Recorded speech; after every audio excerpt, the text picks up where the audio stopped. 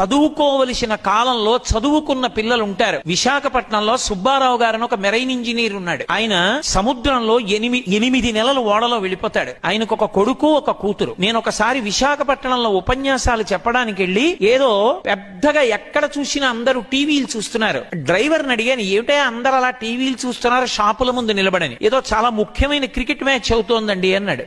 నేను వాళ్ళ ఇంట్లో బస చేశాను. నేను ఆ ఇంటికి వచ్చి ఆ అబ్బాయిని పిలిచాను. ఏమయ్యా, పిల్లవాడివి కదా, నీకు తెలుస్తుంది, ఎవరెవరు ఆడుతున్నారయా క్రికెట్ అని అడిగాను. అతను అన్నాడు, నాకు తెలియదండి అన్నాడు.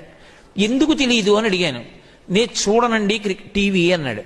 ఎందుకు చూడవు అని అడిగాను.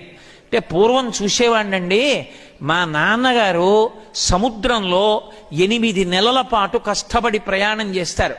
మా నాన్నగారు వెళ్ళినప్పుడు కాయగూరలు పళ్ళు అన్నీ కూడా పెద్ద బాక్స్లో పెట్టి పెడతాయి షిప్లో. అకస్మాత్తుగా షిప్లో ఎవరైనా చచ్చిపోతే అదే బాక్స్లో మళ్ళీ పడుకోబెడతారు. ఆ శవంతో పాటే ఉన్న కూరల్ని కడిగి వండుతారు. మా నాన్నగారు మా కోసమని ఆ కూరలు తింటారు. కావలసినట్టు వండి పెట్టేవాడు ఉండడండి.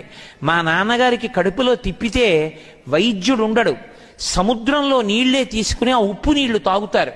తాగితే కడుపులో తిప్పి వాంతులు అవుతాయి. అలాగే కడుపు శుభ్రం చేసుకుంటారు. ఇంటికి దూరంగా ఎప్పుడో శాటిలైట్ ఫోన్ దొరికితే ఓడలో వెడుతూ సముద్ర మధ్యంలోంచి మాట్లాడుతుంటారు. మా నాన్నగారు ఇంత త్యాగం చేసి డబ్బు సంపాదిస్తున్నది మా కోసం. అటువంటి మా నాన్నగారు నన్ను ఒకటి అడిగారు, ఒరే నువ్వు ఐఐటిలో చదువుతుండగా నాకు చూడాలనుందిరా అని అడిగారు. అంత